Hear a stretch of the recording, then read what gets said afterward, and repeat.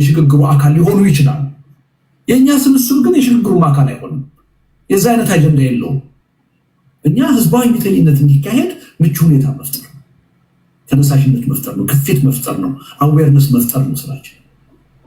ከፕሬዠር ግሩፕነት ያለፈ ሚና አይደለም ያለ እና እሱን እንደው በደንብ ብትጨብጡልኝ ደስ ይለኛል። ምክንያቱም ጥያቄዎቹ ሄደው የስልጣን ጥያቄ ላይ ነው አሁን እና የሽግግር መንግስት ጥያቄ ስንል ነገ ሌሎቹን ሁሉ በቃ እንትን ብለን እኛ በዛ ስልጣን ላይ ተቀምጠን ምንታይ አድርጎ የማየት ጉዳይ ያለ ነው። እንደዛ እኛ ያለ ነው። አሁን እኛ እንደውም ምንም የወሳኝነት ሚና የለም። ወሳኞቹ የታጠቁት ኃይሎች፣ በሰላማዊ መንገድ የሚታገሉት ፓርቲዎች ናቸው። ግን ሁለቱም ያቀፈ እንደውም ከዛም አልፎ ሲቪክ ማህበራትን ሁሉ ያቀፈ የሽግግር ሂደት መምጣት አለበት። ያለ የአጀንዳው ባለቤት ነን እንጂ ያን ሽግግር መንግስት ኦን የምናደርጋለን አጀንዳውን ነው እያራምድን ያለው እና በዛ ደረጃ ብትረዱ ጥሩ ይመስለኛል። አንዱ የተነሳ ጥያቄ ከውጭ ጣልቃ ገብነት ጋር በተያያዘ አንዱም አሁን በጣም የሚያሳስበን ነገር የኢትዮጵያን ህልውና አደገኛ የሆነ ኮርነር ላይ ያስቀመጠው ከውጭ ጋር ያለን ግንኙነት ነው። ኢትዮጵያ በታሪኳ አይታው የማታውቅ የዲፕሎማሲ ውድቀት ውስጥ ነው ያለችው። ኦልሞስት ከሁሉም የጎረቤት ሀገሮቿ ጋር የተቃቃረችበት ሁኔታ ነው ያለው። ተገቢ ያልሆነ ጣልቃ ገብነት በኢትዮጵያ የውጭ ኃይሎች የሚያደርጉበት እድል አግኝተናል። የተባበሩት አረብ ኤሚሬትስ ኦልሞስት የቀይ ግዛት ያህል በውስጥ ጉዳያችን ጣልቃ እየገባች፣ የሱዳን ተቃዋሚ ኃይሎችን ለመርዳት ኢትዮጵያ ውስጥ እኮ ትልቅ ኮምፕሌክስ ትልቅ ካምፕ መፍጠር የቻለችበት ሁኔታ ነው የተፈጠረው። የእኛ መንግስት እንደ አንድ ታዛዥ አሻንጉሊት መንግስት ነው ለዱባይ እያገለገለ ያለ። እነሱ የፈለጉትን ነገር ማዘዝና ማድረግ የሚችሉበት እድል ነው የተፈጠረው። በሰሞኑ የኢራን ጦርነት የወሰዱትን አቋም አይታችኋል። ኢትዮጵያ በዲፕሎማሲ ረገድ የምትታወቀው የዲፕሎማሲ ታሪኳ የሚያሳየው የገለልተኝነት አቋም በመያዝ በጣም ከፍተኛ የሆነ ጥንቃቄ የተሞላበት አቋም ነው የምትይዘው። በዚህ አይነቱ ጦርነት ግን የኛ አሁን ያለው አገዛዝ ሩጦ ሄዶ የአንድ አካል ደጋፊ ነው የሆነው። ደጋፊ የሆነውም ደግሞ የበዳዩ ደጋፊ ነው የሆነው፣ የተበዳዩ ደጋፊ ማለት ነው። እና ይሄ ጣጣ ከነገ ወዲያ በኢትዮጵያ የሚያመጣው ችግር በጣም ብዙ የውጭ ኃይሎች የኢትዮጵያ ችግር ውስጥ እጃቸውን እያስገቡ አሁን ሱዳን ላይ ባለው ጦርነት ወደ 8 ወደ 9 ሀገሮች እጃቸው አለ። ኢትዮጵያ ውስጥ አሁን እየተደገሰው ያለ ጦርነት ነገ ከነገ ወዲያ ይሄ ሌላኛው ዙር ጦርነት ማለት ነው ካሉት ጦርነቶች የተጀመረ አሁን ከሰሜን ኃይሎች ጋር ከኤርትራ ከትግራይ ጋር እየታሰበ ያለው ጦርነት ከፈነዳ እንደ ሱዳን 8 እና 9 አይደለም ሜይ ቢ 12 13 ሀገሮች ጣልቃ ይገባሉ ኢትዮጵያ ውስጥ ከሱዳንም በባሰ። ያ ሁኔታ አይደለም የኢትዮጵያን ህልውና የአፍሪካ ቀንድን ህልውና እንዲፈታተን እና የኛ ድክመት ከራሳችን ህልውና አልፎ የአፍሪካ ቀንድን ስጋት ውስጥ የሚጥል ይሆን። በ21ኛው ክፍለ ዘመን የአንድ ሀገር መሪ ተነስቶ የአንድ ሉዓላዊ ሀገር የባህር በር ወራለሁ የሚልበት ሀገር ነው፣ በኃይል ይዛለሁ የሚልበት ሀገር ነው እና እጅግ በጣም አሳሳቢ ነው። አንዱም ከኢትዮጵያ ህልውና ጋር እያሳሰበን ያለው የኢትዮጵያ ጉዳይ ለውጭ ኃይሎች መራኮቻ እንዲሆን ድል በመፈጠሩ ይሄ ጉዳይ በአስቸኳይ መቆም አለበት የሚል እምነት ስላለ እና እኛ የምናደርገው እንቅስቃሴ ለውጭ ኃይሎች መጠቀሚያ የሚሆንበት እድል የለም። ምክንያቱም አንዱ አጀንዳችን የውጭ ኃይሎችን ጣልቃ ገብነት መግታት፣ ኢትዮጵያ በራሷ ጉዳይ የራሷ ወሳኝነቷን ሉዓላዊነቷን የምታስከብር ሀገር እንድትሆን ነው የምፈልግ። የቀደመ በጎ የዲፕሎማሲ ታሪኳን እንዳውም የበለጠ አሻሽላና አጠናክራ እንድትቀጥል ነው። አሁን ግን የዲፕሎማሲ ሀሁ የማያውቁ መሪዎች ናቸው ያለ። እስቲ ካን ኢማጂን የአንድ ሀገር መሪ ወጥቶ ሚድል ኢስት ክራይሲስ መጣ፣ ጦርነት መጣ ሲሉት ከዛ ጦርነት ውስጥ ጥቅም ፈልቅቀን ማውጣት አለብን ብሎ በአደባባይ የሚናገር በአደባባይ የሀገሪቱ ዲፕሎማሲ በቁጥር 1 መምራት የሚገባው የሀገሪቱ ጠቅላይ ሚኒስትር ከዓለም ቀውስ ከአካባቢ ቀውስ ጥቅም አገኛለሁ ብሎ የሚያስብ መንግስት ነው። ኢትዮጵያ ግን የምትታወቀው ዓለምን በማረጋጋት ነው። ከኮንጎ ጀምሮ ከኮሪያ ጀምሮ የሰላም ኃይል በመሆን ነው የምትታወቀው። ቀዳሚ የሊግ ኦፍ ኔሽን የተባበሩት መንግስታት መስራች በመሆን ነው የምትታወቀው በቀዳሚነት ከማንኛውም አፍሪካ ሀገር። የአፍሪካ ህብረት መስራች በመሆን ነው የምትታወቀው። አሁን ግን ችግር ፈጣሪ በመሆን ነው የታወቀች ያለች ሌሎች አገሮች ፕሮክሲ የሚያካሂዱባት ጥቅማቸውን ለማስከበር የፈለጉትን የሚያደርጉባት አገር ነው እና ይሄን በጥንቃቄ ነው የምናየው ማለት ነው። ከሀገራችን ህልውና አንጻር እጅግ በጣም የተያያዘ ሴንሲቲቭ ኢሹ እንደሆነ እንረዳለን ማለት ነው። በዛ ደረጃ ያለው ድክመት ሪሊ ከህልውናችን ጋር የተያያዘ ጣጣ አምጥቷል ማለት ነው።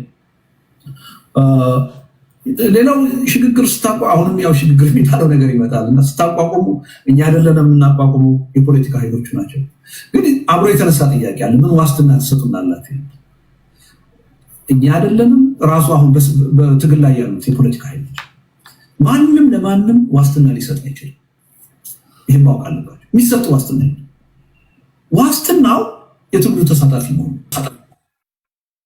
ለሌሎች እድሉን አለመተው ነው። በዛ የትግል ሂደት ውስጥ ገብቶ መሳተፍ ነው። ነገሮች መስመር ሊስቱ ሲሉ አትችልም፣ ወደዛ መሄድ የለብም፣ ጥቅሜን ይጎዳል፣ ይሄን ልታደርግ አትችልም። ይህን ማድረግ የሚቻለው በተሳትፎ እንጂ ማንም የፖለቲካ ኃይል ስለወደፊቱ ጉዳይ ዋስትና ሊሰጥ አይችልም። ይሄ የፍርድ ቤት ጉዳይ አይደለም፣ የውልና ማስረጃ ጉዳይ አይደለም። ዋስትና የራስህን እድል በራስህ መወሰን ነው። ለራስህ ጉዳይ ታጋይ መሆን ነው። ዜጋ ሲባልም እንደሱ ከሌሎች ይጠብቃል። እንዴት ብሎ ማንም ዋስትና ሊሰጥ ይችላል? ማንም ሊሰጥ አይችልም። እኔም ልሰጥ አልችልም፣ ሌላውም አካል ሊሰጥ አይችልም። አንድ ህዝብ ዋስትና ሊያገኝ የሚችለው በራሱ ጥንካሬ ነው፣ በራሱ ትግል። ዋስትናውን ማረጋገጥ የሚችለው ራሱ ብቻ ነው።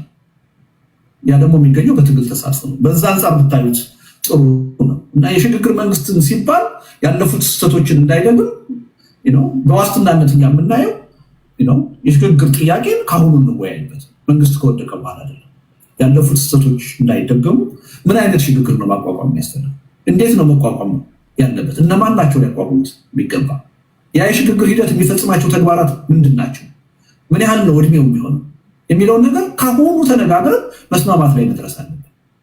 መንግስት ከወደቀ በኋላ በወሬ መጣ ምናምን ቀንጥስ ነው የሚሆነው። ይጠለፋል። ትብሉ መጠለፍ ብቻ አይደለም፣ ወይም ደግሞ ከአንድ አምባገነን ወደ ሌላ አምባገነን እንደበፊቱ መሸጋገር ብቻ አይደለም። ከአሁን በኋላ ኢትዮጵያ ውስጥ የሚመጣው ቀውስ ወደ መንግስት የለሽ ሁኔታ ነው የሚያስገባው። ስቴትለስ ነው የሚያደርገው። ይህም ማወቅ ያስፈልጋል። ከዛ በኋላ ኢትዮጵያ ተመልሳ ሀገር የምትሆንበት እድል የለም። እንኳንስ አንድ ሀገር የመሆንና ከዛ ፍርስራሽ ውስጥ 2፣ 3፣ 4 መንግስታት የሚወጡበት እድል የለም። ምክንያቱም ሁሉም ከጎረቤቱ ጋር አጠሩ። ሁሉም ልክ እንደተለያየ ሀገር የደንበር ጥያቄ አለ፣ የመሬት ጥያቄ አለ። ብሔርና መሬትን ሰፍተነዋል፣ አያይዘነዋል። ስለዚህ ይሄን ጉዳይ ሰፋ አድርጎ ማየት ያስፈልጋል እና ዋስትና የሚሰጥ ማንም የለም። ዋስትና ህዝብ ራሱ ነው በትግል የሚጨምጥ።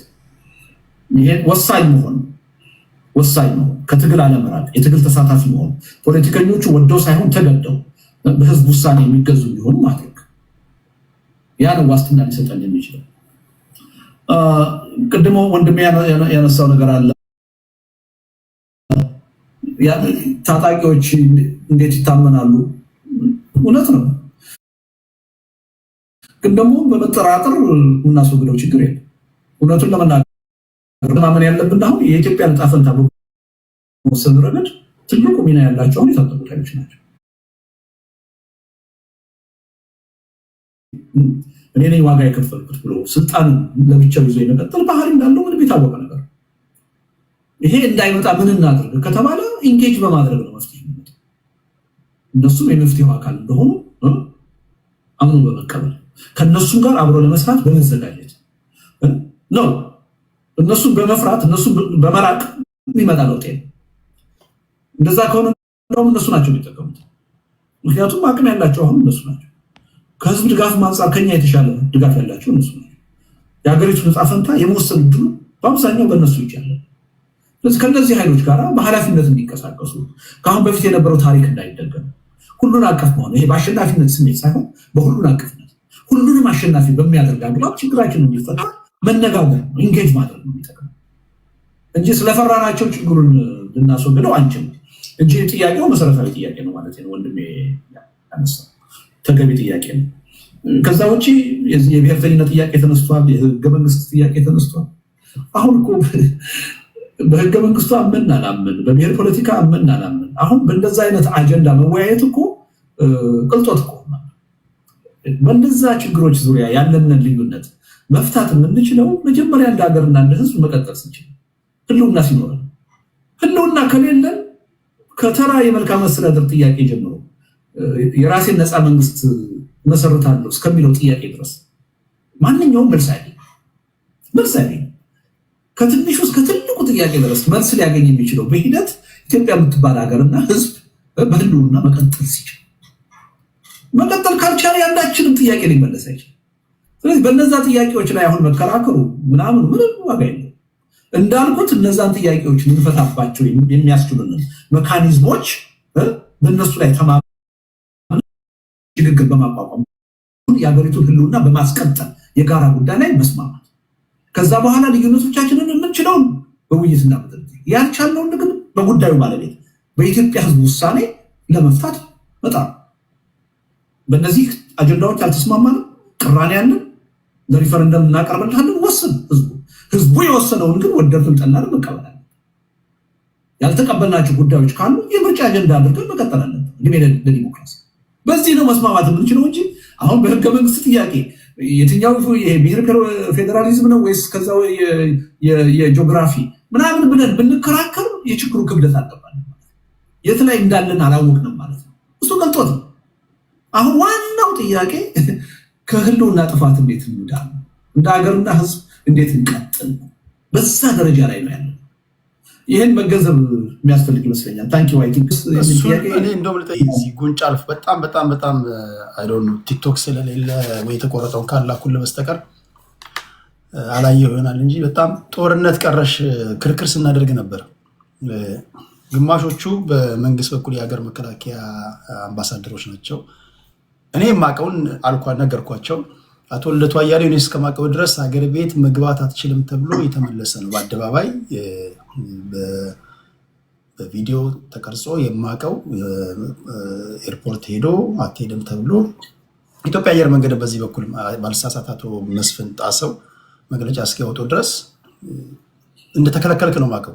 ከመንግስት በኩል ግን ያሉ ሰዎች ደግሞ ተፈቅዶለታል፣ ዛሬውኑ መግባት ከፈለገ አሁኑኑ መግባት ይችላል፣ አልፈለገም እንጂ እሱ ይላሉ። እውነታው ምንድን ነው? ወረቀቱ ለምን አይሰጡም? የተፈቀደበት ነው ብትለጥፍልኝ ደስ ይለኝ ነበር። እዚህ ላይ